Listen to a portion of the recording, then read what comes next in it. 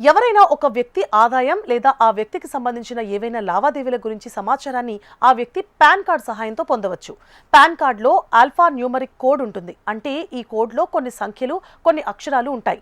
పన్నులు చెల్లించడం, బ్యాంకు ఖాతా తెరవడం, పెట్టుబడులు పెట్టడం వంటి అనేక ఆర్థిక లావాదేవీలకు పాన్ కార్డ్ అవసరం. కానీ ఈ పాన్ కార్డులోని 10 అంకెలు అంటే ఏంటి? చాలా మందికి దీని గురించి తెలియదు. దీని పూర్తి రూపం పాన్ అంటే శాశ్వత ఖాతా సంఖ్య.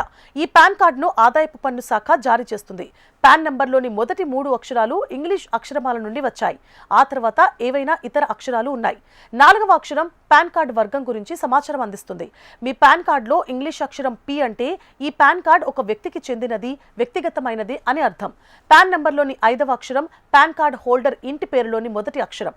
ఆ తర్వాత 4 అంకెలు ఉంటాయి. చివరిలో ఒక అక్షరం లేదా అంకె ఉంటుంది. అందుకే ఈ నంబర్ ఇతర వ్యక్తుల నుండి భిన్నంగా ఉంటుంది.